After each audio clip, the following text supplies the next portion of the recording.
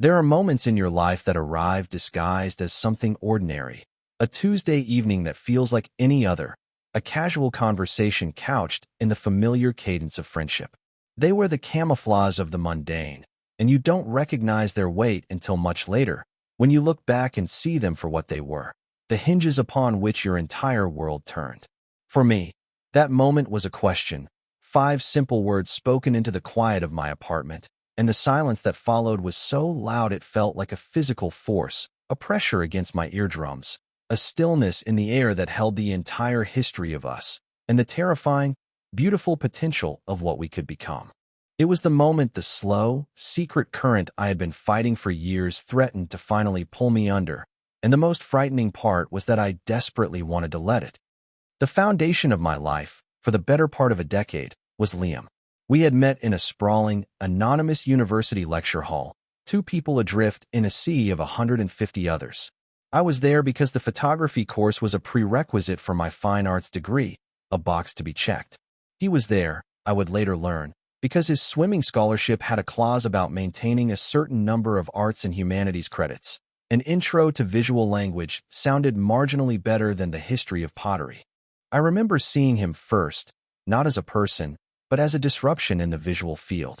The room was a study in muted tones, gray-tiered seating, the dull beige of the walls, the low fluorescent hum that seemed to bleach the color out of everything.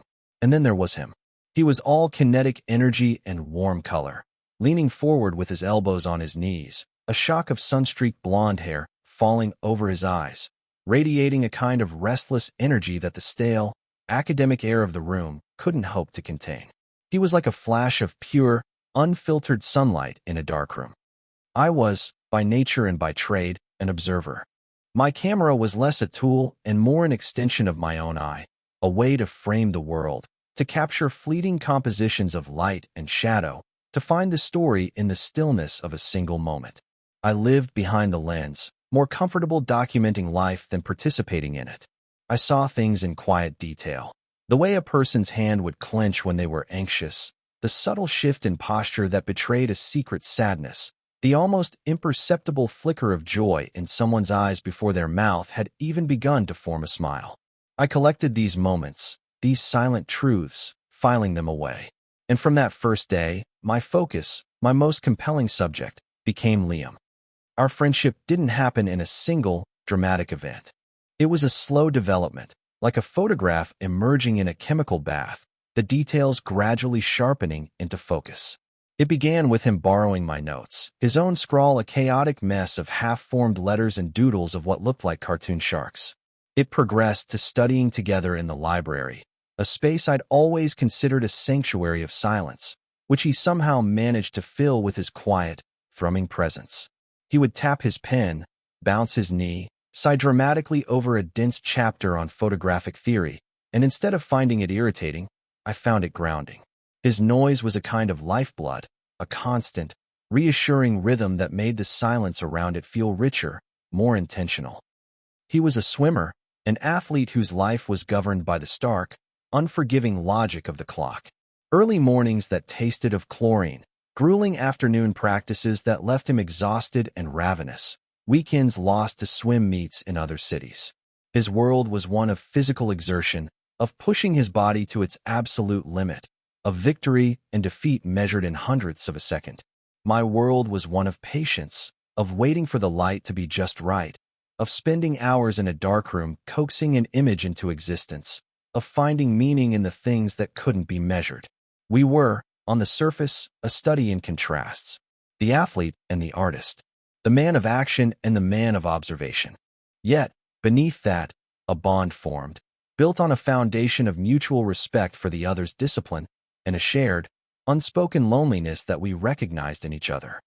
My affection for him, the deeper, more complicated kind, was a secret I kept with the same meticulous care I gave my most delicate negatives. It was a fragile, luminous thing I couldn't bear to expose to the harsh light of day, terrified it would be overexposed, ruined. It existed in the quiet spaces, in the long pauses in our conversations, in the way my breath would catch when he'd laugh, a full-throated sound that seemed to fill every corner of a room. I loved him. It was a simple, declarative sentence I had never spoken aloud, a truth I had walled off inside myself. To me, our friendship was a perfectly composed photograph, a delicate balance of light and shadow, and to confess my feelings would be to shake the camera, to blur the image beyond recognition. He was, as far as I knew, completely and utterly straight. He had a string of girlfriends, bright, bubbly girls who seemed to match his own brand of sunshine. I learned to be the supportive friend, the stable, reliable presence, the one he came to for advice, the one who listened. I built a room for my feelings inside myself, soundproofed and locked, and I learned to live with the quiet ache of it. The architecture of our friendship was solid. My apartment became his unofficial second home, a refuge from the boisterous, testosterone-fueled energy of the swimmer's dorm. He would show up at my door, smelling of chlorine and exhaustion, and just collapse onto my sofa, his long limbs sprawled out, claiming the space with an unconscious ease. I would make him food, and he would talk about his day, the grueling sets, the frustrating plateau in his times, the small dramas of his team.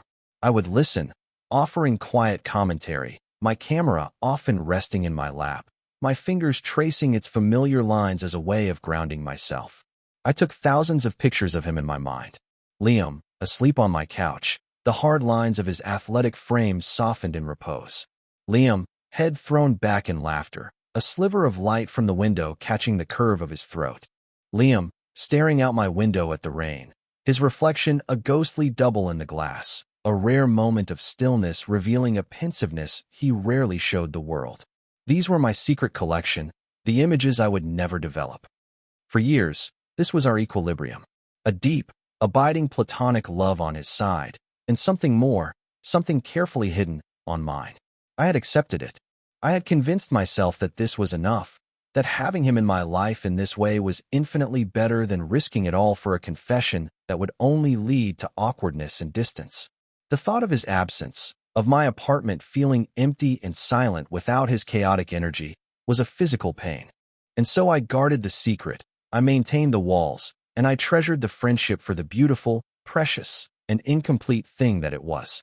I had made my peace with the fact that the door between friendship and something more would always remain closed. I had never considered that he might be the one to knock. The shift began, as so many seismic changes do, with a rupture. It was not a slow drift, but a sudden, violent break. Liam and Sarah, his girlfriend of 2 years, broke up. It was not a gentle, mutual parting of ways.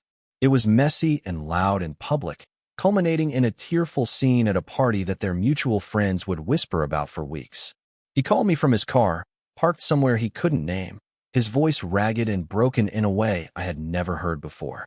It was a sound that bypassed all my carefully constructed defenses, a raw signal of distress that my heart answered without hesitation.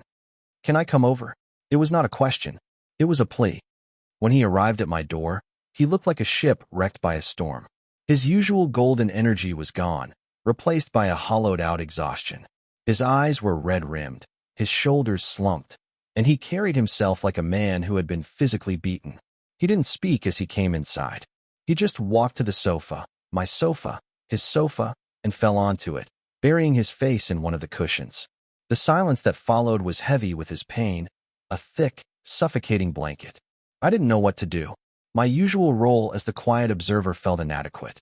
This was a different kind of moment, one that couldn't be captured and framed. It was raw, and it was bleeding.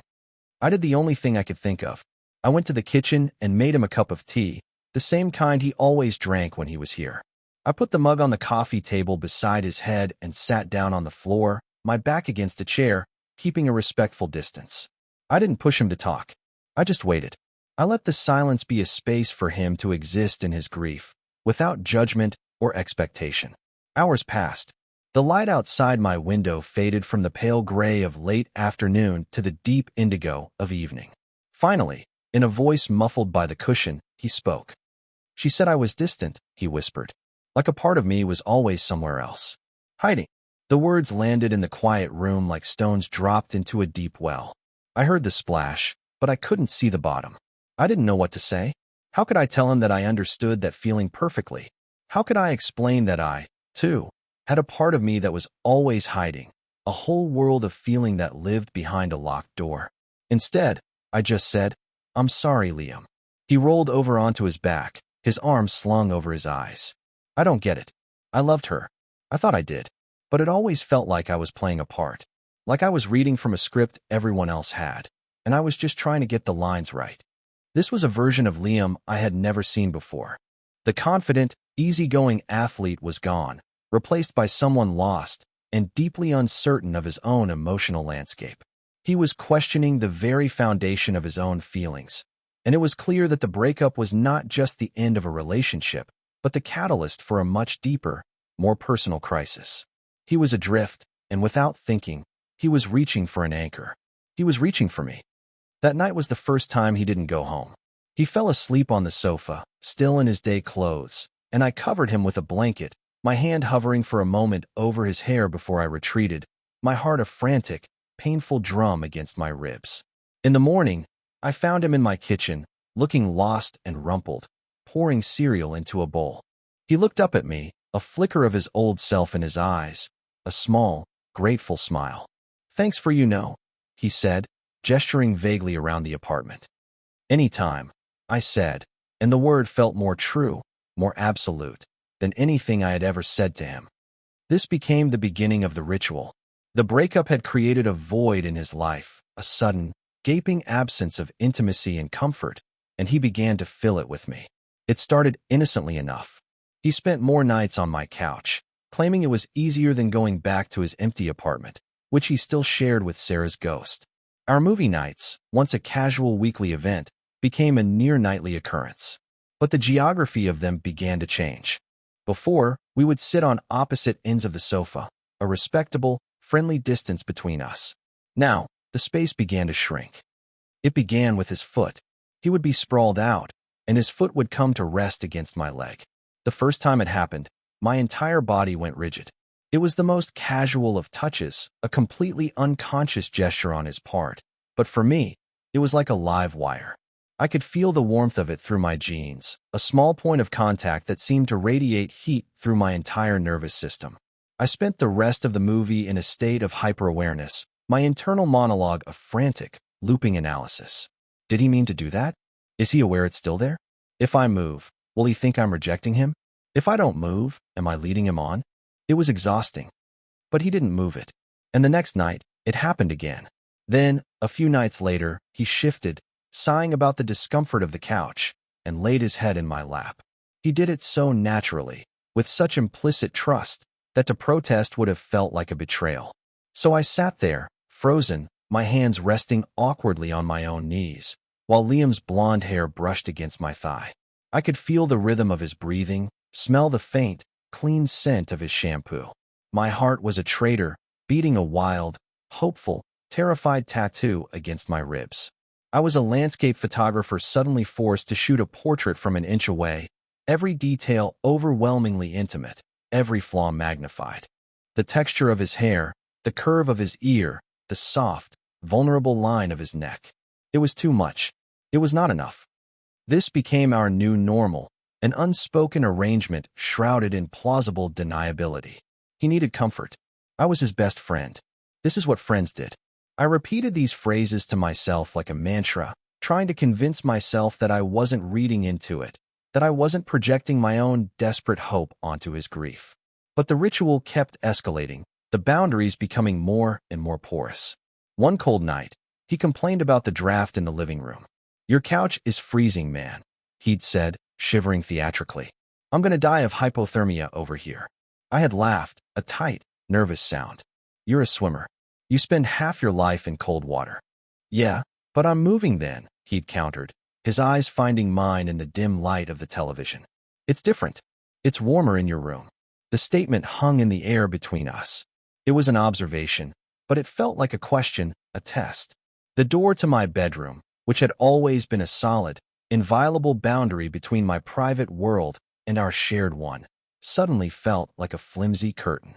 I could feel my carefully constructed composure beginning to fray. My mind raced, presenting me with a dozen different responses, a dozen different ways to gently rebuff him, to maintain the status quo. But my mouth, betraying my frantic brain, said something else entirely. I have extra blankets. He had brought his pillow and the blanket from the couch and laid them on the floor next to my bed. A sleeping bag for a shipwrecked sailor. It felt safer, a compromise. He was in my room, in my most private space, but there was still a clear demarcation. Floor versus bed. Friend versus something else. But the proximity was a new kind of torture. I lay in my bed, acutely aware of every sound he made. The rustle of the blanket, the soft sighs in his sleep, the sound of his breathing filling the small room. Sleep was impossible. I was a cartographer trying to map a new and terrifying country in the dark, every sense on high alert. A week of this passed, a week of shared silence in the dark, of me lying awake for hours, listening to him breathe. Then, one night, I was woken by a sound. A small, choked gasp. I sat up, my heart pounding.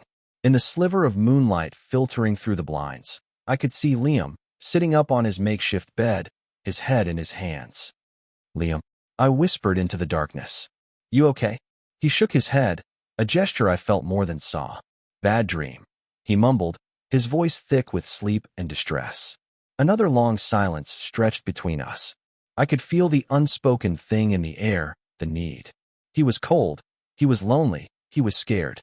And I was right here. There's room up here, I said, the words feeling clumsy and loud in the quiet. I moved over to the far side of my queen-sized bed, creating a space, an invitation, an abyss. He didn't hesitate. He stood up, a tall shadow in the dark, and slid into the bed beside me. He lay on his back, ramrod straight, a foot of space between us, but the barrier of the floor was gone. We were on the same level now. The shared space of the mattress felt charged, a live current running through the sheets. Neither of us moved. We just lay there, side by side, two statues in the dark, breathing in unison. After what felt like an eternity, I felt him shift, turning onto his side, facing me. I kept my eyes closed, pretending to be asleep, my entire being focused on the warmth radiating from his body, the way it seemed to call to mine across the small, cold gulf between us. This was the final stage of the ritual. The pretense of the couch was abandoned. The floor was forgotten. Every night, he would start on the floor, and every night, at some point in the deep, quiet hours, he would find his way into my bed. Sometimes it was a nightmare, sometimes a complaint about the cold, sometimes no excuse at all. He would just slip under the covers and turn to face me. And the space between us, that chaste foot of distance, began to shrink. His arm would find its way around my waist. His head would end up on my chest. I would wake up in the morning with my face buried in his hair, my arm draped over him, our legs tangled together. We never spoke of it. In the morning, we would untangle ourselves in a sleepy, awkward silence, and he would go make coffee as if nothing had happened, as if we hadn't just spent 8 hours holding each other like two people clinging to a life raft. I was living in a state of sustained, exquisite agony. My body was singing with a joy it had never known, the simple, profound comfort of holding the person I loved. But my mind was a battlefield. I was a detective examining a crime scene with no clues, an archaeologist trying to reconstruct a forgotten language from a single, ambiguous glyph. What did this mean? Was this just touch, starved of affection and finding the nearest warm body? Was he using me as a stand-in for Sarah, a generic source of comfort? Or was it possible, was it even remotely conceivable, that in his grief and confusion, he was discovering something new about himself?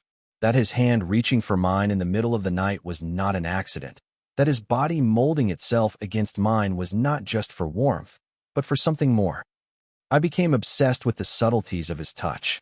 I learned to differentiate between the clumsy, accidental brush of his hand and the soft, almost intentional way his fingers would sometimes trace a line on my back while he slept. I learned the difference between the heavy, boneless weight of his body in deep sleep and the slight tension that meant he was awake, just lying there, holding me. I was a seismologist monitoring a fault line, trying to interpret the meaning of every tiny tremor, terrified of the earthquake I both dreaded and prayed for. This fragile, unspoken arrangement, this beautiful, terrifying ritual of nocturnal intimacy, continued for 2 months. It was a secret world we had built for ourselves, one that only existed between the hours of midnight and 7 in the morning. During the day, we were friends. We talked, we laughed, he complained about his coach, I talked about a new printing technique I was trying. But beneath it all, the secret knowledge of the night thrummed, a constant, low-frequency hum. The memory of his warmth, the feeling of his heartbeat against my back, was a ghost that followed me all day. I felt like I was developing a photograph in slow motion, an image of us that was achingly slow to reveal itself, and I was terrified that when it finally became clear, it wouldn't be what I hoped. I was living in the gray area, in the space between the black and the white, and I was starting to forget what solid ground felt like. Then came the Tuesday evening. It was raining, a steady, persistent downpour that blurred the city lights outside my window into soft, impressionistic strokes of color. Liam was on the floor, stretching. His swim season was over, the championship meet a modest success, but he kept up his flexibility training with a religious devotion. He was moving through a series of familiar poses, his body a fluid sculpture of muscle and bone. I was on the sofa, ostensibly reading a book, but I wasn't processing the words. I was watching him, watching the way his muscles contracted, the elegant line of his spine as he folded forward, the sheer physical grace of him. He was beautiful. The thought was not new, but it struck me with a sudden, painful clarity. He finished a hamstring stretch and rolled onto his back, letting out a long sigh. He looked over at me, his expression unreadable in the dim light. "I'm so stiff," he said. "My hips are locked up. Coach says my range of motion is garbage." "You look pretty flexible to me," I offered, my voice quiet. He let out a short, humorless laugh. "Nah, it's all for show. I'm a disaster. You're the one who's actually flexible." He was referring to the yoga I did occasionally, something I'd picked up to counteract the hours I spent hunched over in the darkroom. I shrugged. "It helps." He was quiet for a moment, his eyes fixed on the ceiling. Then he turned his head, his gaze meeting mine directly. The intensity of it made my breath catch. The air in the room thickened, the sound of the rain outside seeming to fade away. The space between us, the few feet separating the sofa and the floor, felt charged, like the air before a lightning strike. "Show me your favorite position." The words were spoken softly, a simple request, but they landed in the silent room with the force of a physical blow. My mind fractured.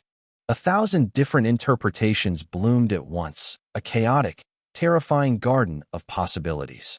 Was he talking about yoga? A stretch? It was the most logical explanation, the safe one, the one a sane person would assume. But his eyes, the way he was looking at me, held something else.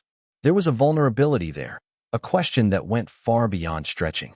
And the way he said it, "Your favorite position, not a good stretch for hips," it was personal. It was an invitation into my world, my preference, my desire. My heart was hammering against my ribs, a frantic bird trapped in a cage. My carefully constructed walls, the ones I had spent years building and reinforcing, were crumbling. This was the moment, the hinge, the fulcrum upon which everything would now pivot. I could play it safe.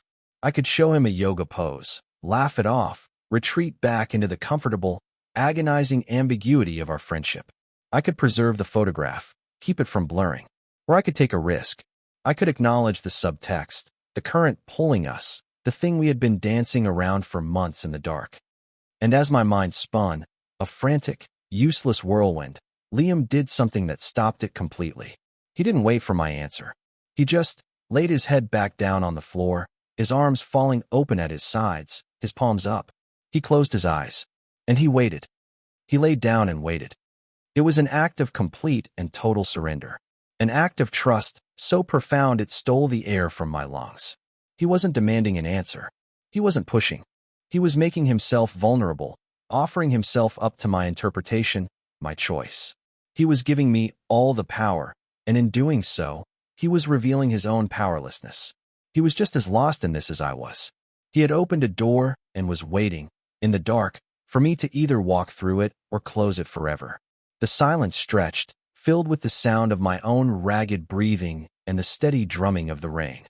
I looked at him, lying there on my floor, a study in waiting.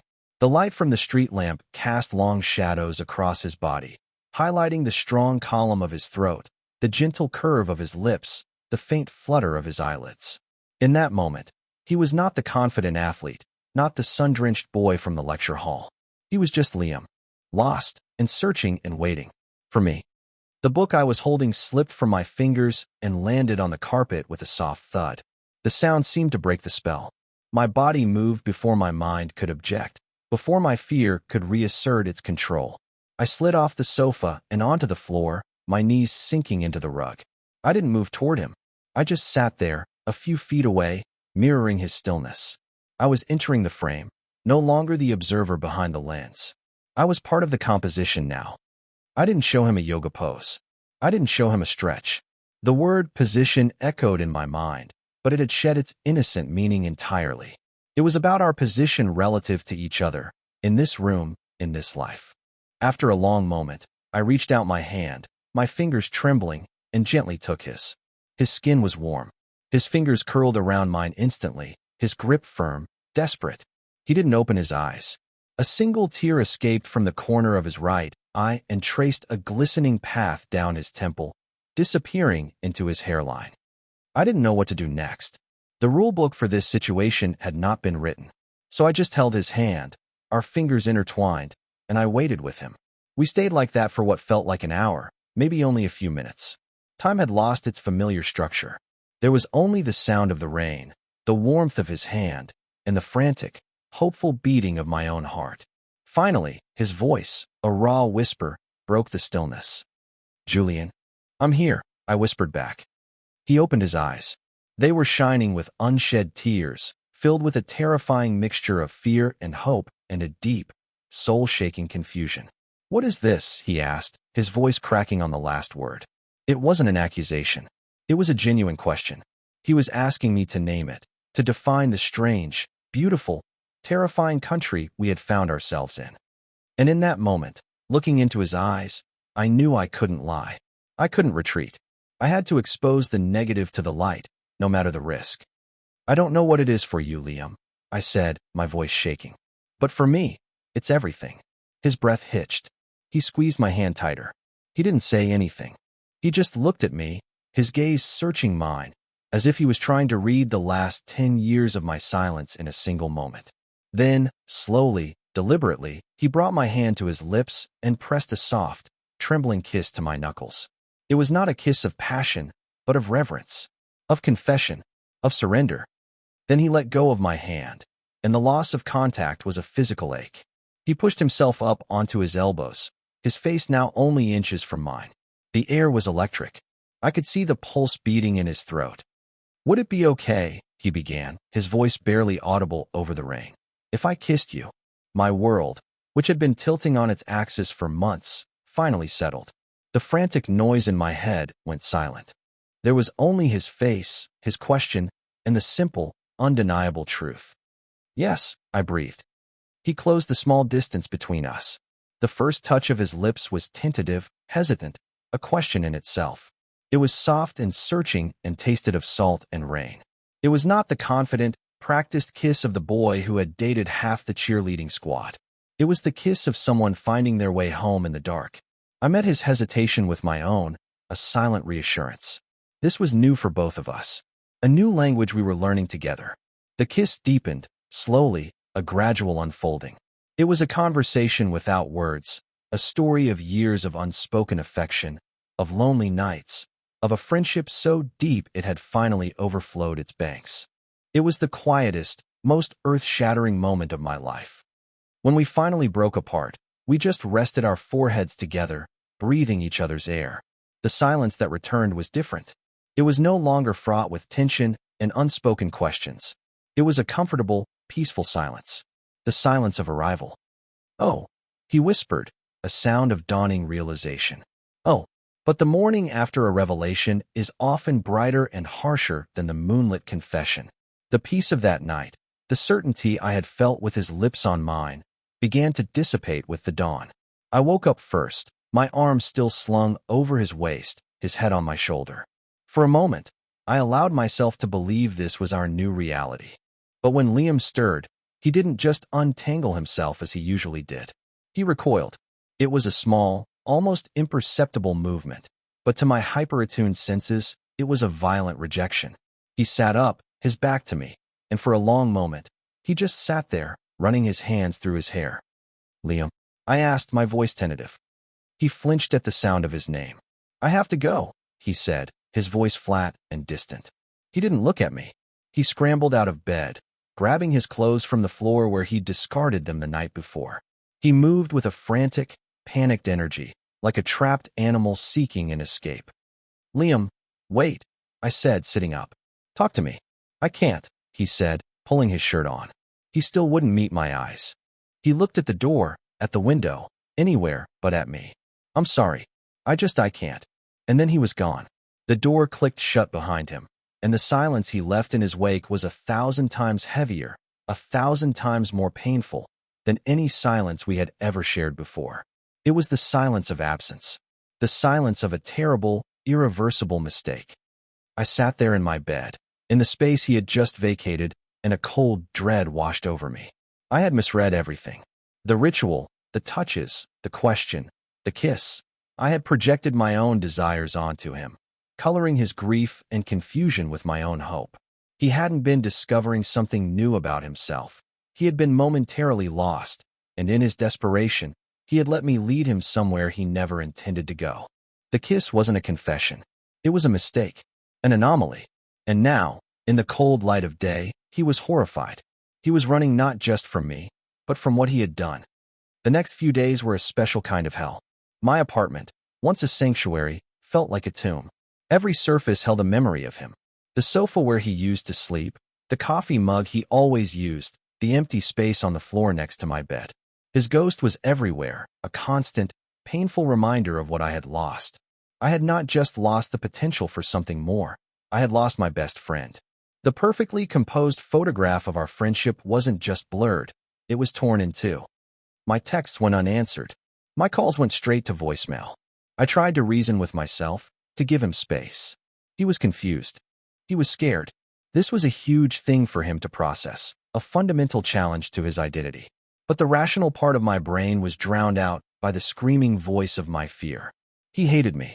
He was disgusted by me and by himself. He was erasing me from his life. The silence from his end was a judgment, a confirmation of my worst fears. After a week of this agonizing radio silence, I couldn't take it anymore. The not knowing was eating me alive. I would rather have the worst, most painful truth than live another day in this suffocating uncertainty. I needed to see him. I needed to hear it from his own mouth. I needed him to tell me to my face that it was a mistake, so I could begin the long, impossible process of grieving our friendship and moving on.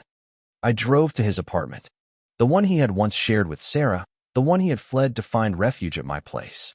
Standing outside his door felt like standing on the edge of a cliff. My heart was pounding, my palms were sweating. I raised my hand to knock and hesitated. What if he wasn't there? What if he was, and he refused to open the door? What if he opened it and looked at me with disgust? I took a deep breath and knocked. The sound was too loud in the quiet hallway. I waited. For a moment, I thought no one was going to answer. Then I heard the sound of the deadbolt sliding back. The door opened a few inches, and Liam's face appeared in the gap. He looked terrible. He was unshaven, with dark circles under his eyes. He looked like he hadn't slept in a week. He looked like I felt. "Julian," he said, his voice a hoarse whisper. He looked surprised to see me, and terrified. "Can I come in?" I asked, my voice more steady than I felt. He hesitated for a long moment, his eyes darting from my face to the hallway behind me, as if he was afraid someone would see us. Finally, he sighed, a sound of pure defeat, and opened the door wider. His apartment was a mess. Clothes were strewn on the floor, takeout containers littered the coffee table. It looked like the home of someone who had given up. He didn't turn on any lights. We stood in the dim, gray light filtering through the dirty windows. "Liam, we have to talk," I started, the words I had rehearsed 100 times in my head suddenly feeling hollow. "There's nothing to talk about," he said, turning his back to me, walking over to the window. "It was a mistake. I was a mess. I was confused. I used you. I'm sorry." Every word was a hammer blow. He was confirming all my fears, articulating the narrative I had been torturing myself with all week. But hearing him say it aloud didn't bring the closure I had hoped for. It just made the pain sharper, more real. "A mistake," I said, a bitter, angry edge creeping into my voice. "All of it. The last 3 months? Every night. You holding me holding you? Was that all just a mistake?" "I don't know." he exploded, whirling around to face me. His face was a mask of anguish. I don't know what it was. I just know that it's not me. I'm not that. Not what, Liam? I pushed, my own hurt making me cruel. Not gay? Is that the word you can't say? Because you kissed me. You kissed me, and you held my hand, and you asked me to. Don't you dare put this all on me.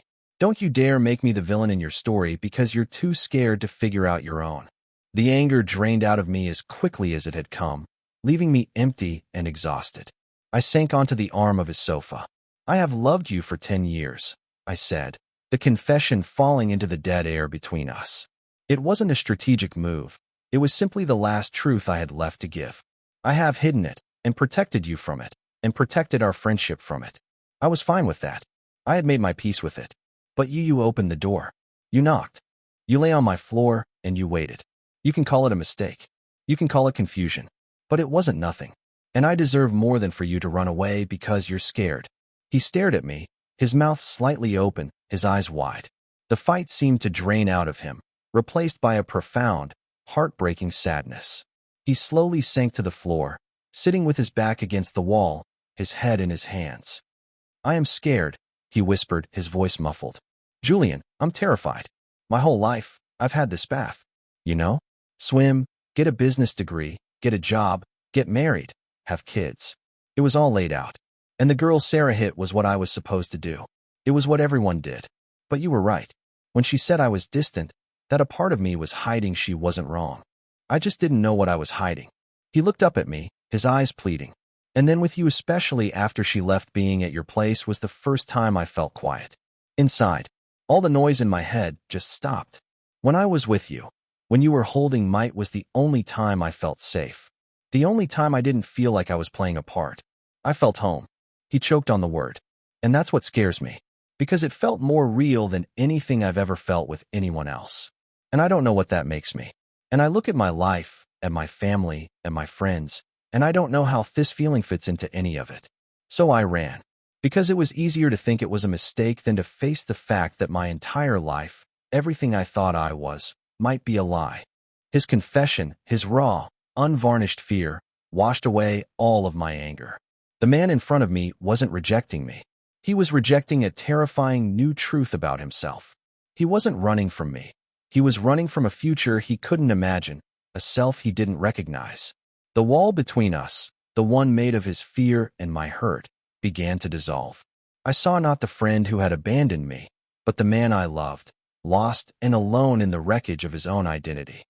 I moved from the sofa and sat on the floor across from him. You don't have to have it all figured out right now, Liam, I said softly. You don't have to have a label. You don't have to know what this makes you. All you have to know is what you feel. The rest is just noise. I reached out my hand, palm up, and placed it on the floor between us. An echo of the other night. An offering. You said you felt home, I said. I've felt that way about you for a decade. Maybe home isn't a place or a path. Maybe it's just a person. He looked at my hand, then back at my face. Tears were openly streaming down his cheeks now. He wasn't trying to hide them. He slowly, hesitantly, placed his hand in mine. His fingers were cold. I don't want to lose you, he whispered. You're the most important person in my life. I'm so sorry I hurt you. I was just so scared. I know, I said, squeezing his hand. I was scared too. I'm still scared. But maybe we can be scared together. A small, watery smile touched his lips. It was the first glimmer of the old Liam I had seen in a week. Okay, he said. Okay, together. We didn't solve everything that day. There was no magical moment where all his fear and confusion vanished. The path ahead was not suddenly clear and straight. But we had found each other again in the rubble.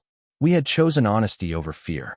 We had agreed to navigate this new, uncharted territory together. The healing, like the friendship, was a slow and quiet process. It was not built on grand romantic gestures, but on small, intentional acts of reassurance. It was Liam, a few days later, showing up at my door not out of crisis, but with groceries and a quiet question. Can I make us dinner? It was me, not flinching when he reached for my hand while we watched a movie, and him, not letting go. It was the conversations that happened late at night, not in the fraught darkness of my bedroom, but in the soft light of the living room, where he would talk about his fears, his confusion, his past, and I would just listen. I learned to stop trying to interpret his every gesture and just accept it as a truth in itself. His touch was not a clue to be deciphered, but a statement. He started staying over again. But this time, there was no pretext. There was no ritual of the floor. He would just come to bed, slide in beside me, and pull me close. The space between us was no longer a chasm of uncertainty, but a comfortable, shared home. The first time he fell asleep in my arms after our confrontation, I felt a sense of peace so profound it was almost overwhelming. The frantic noise in my own head had finally gone quiet, too. The photograph was no longer a static image I was trying to preserve. It was a living, breathing thing, constantly changing, developing into something more beautiful and complex than I could have ever imagined. We found our rhythm, a new normal built not on plausible deniability, but on quiet certainty. It was in the way he started leaving a toothbrush in my bathroom, a change of clothes in my closet. It was in the way my apartment started to feel less like my space and more like our space. The architectural metaphors that had once defined my anxiety, the locked doors, the crumbling walls, were repurposed. We were not breaching boundaries anymore. We were building a new structure together, a space designed for two, with open doors and wide windows. One Saturday morning, months later, I woke up to the smell of coffee. I found Liam in the kitchen, wearing one of my old t-shirts, humming softly to himself as he poured 2 mugs. The morning light streamed through the window, catching the gold in his hair, and the image was so painfully beautiful, so perfectly composed, that I felt an ache in my chest. He looked up and saw me standing there, and a slow, easy smile spread across his face.